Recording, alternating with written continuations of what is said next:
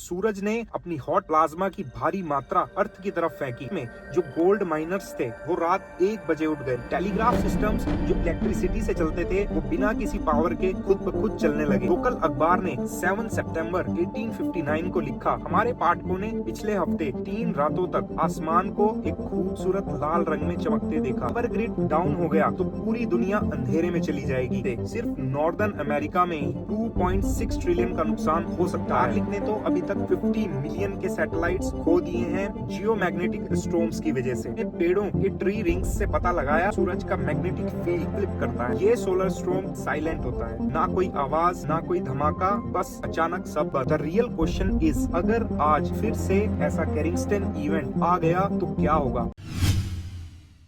तो दोस्तों साल 1859 की बात है जब एक ब्रिटिश एस्ट्रोनॉमर रिचर्ड कैरिंगस्टन सूरज को ऑब्जर्व कर रहे थे। बेसिकली वो सन स्पॉट्स देख रहे थे। उन्हें सूरज से एक ब्राइट फ्लैश ऑफ लाइट दिखा जो करीब 5 मिनट तक रहा। लेटर ऑन साइंटिस्ट ने पता लगाया कि ये इतिहास का सबसे बड़ा सोलर स्टॉर्म था जिसे आज हम कैरिंगस्टन इवेंट के नाम से जानते हैं। इस स्टॉर्म में सूरज ने अपनी हॉट प्लाज्मा की भारी मात्रा अर्थ की तरफ फेंकी जिससे काफी डिस्ट्रक्शन हुआ। इमेजिन करो रॉकी माउंटेन्स में जो गोल्ड माइनर्स थे वो रात 1 बजे उठ गए क्योंकि अरोरा की लाइट्स इतनी ब्राइट थी कि उन्हें लगा सुबह हो गई। टेलीग्राफ सिस्टम्स जो इलेक्ट्रिसिटी से चलते थे वो बिना किसी पावर के खुद ब खुद चलने लगे। न्यूयॉर्क से पीटर्सबर्ग तक मैसेजेस बिना किसी एक्सटर्नल पावर सोर्स के भेजे गए क्योंकि एटमॉस्फेयर में करंट इतना स्ट्रॉन्ग था। स्कैरी बात ये है कि ये इवेंट्स रेयर नहीं होते, ये बार बार हो सकते हैं। नॉर्मली हम अरोरा जैसे नजारे सिर्फ आइसलैंड या फिनलैंड में एक्सपेक्ट करते हैं, बट उस टाइम की ऑस्ट्रेलिया में भी। एक लोकल अखबार ने 7 सितंबर 1859 को लिखा, हमारे पाठकों ने पिछले हफ्ते 3 रातों तक आसमान को एक खूबसूरत लाल रंग में चमकते देखा जिसे हम कहेंगे साउदर्न अरोरा। और सबसे शॉकिंग बात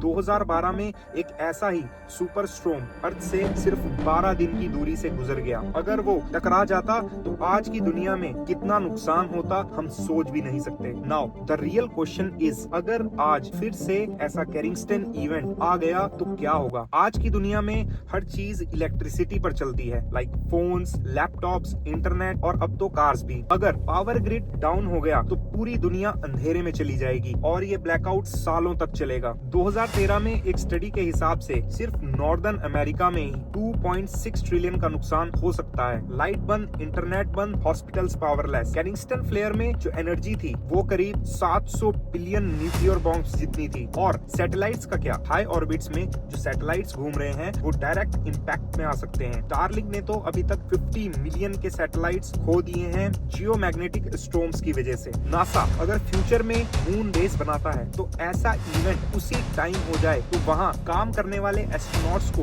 बहुत खतरा होगा क्योंकि ये रेडिएशन ह्यूमन बॉडी के लिए बहुत डेंजरस है। शॉकिंग बात ये है कि कैरिंगस्टन इवेंट से भी ज्यादा बड़े सोलर स्टॉर्म्स पहले आ चुके हैं। साइंटिस्ट ने पुराने पेड़ों के ट्री रिंग्स से पता लगाया कि साल 774 और 994 एडी में सुपर फ्लेयर्स हुए थे जो शायद 10 या 100 बड़े कैरिंगस्टन इवेंट जैसे थे। अब सवाल ये है कि ये इवेंट्स बार बार क्यों होते हैं। तो बेसिकली सूरज का भी 11 साल का साइकिल होता है। 11 साल में सूरज का मैग्नेटिक फील्ड फ्लिप करता है और उस टाइम सोलर एक्टिविटी पीक पर होती है जिसे हम कहते हैं सोलर मैक्सिमम। करंट साइकिल 2019 में शुरू हुआ था और 2025 में पीक पर होगा। तो अब सवाल है, क्या हम कुछ कर सकते हैं इस थ्रेट से बचने के लिए। इसका जवाब है हाँ, लेकिन टाइम से पहले एक्शन लेना पड़ेगा वरना इस चीज का कोई भी फायदा नहीं होगा। नासा की सोहो स्पेसक्राफ्ट सूरज को मॉनिटर करती है। जब हमें पता चलता है कि कोई CME कोरोनल मास इंजेक्शन अर्थ की तरफ आ रही है तो हमारे पास आमतौर पर 12 से 48 घंटे की वार्निंग होती है। इन दैट टाइम क्या करना चाहिए, आइए देखते हैं। तो गवर्नमेंट्स को तुरंत अलर्ट जारी कर देना चाहिए। पावर ग्रिड्स को शट डाउन और डिस्कनेक्ट कर देना चाहिए। लोगों को अपने इलेक्ट्रॉनिक्स बंद और अनप्लग कर देने चाहिए और स्मॉल डिवाइसेस जैसे फोन्स और लैपटॉप्स को एल्यूमिनियम फॉइल के अंदर लपेट कर रख देना चाहिए जिससे कि वो सेफ रहें। सैटेलाइट्स को सेफ मोड में डाल देना चाहिए। अगर ये सब सही टाइम पर हो गया तो हम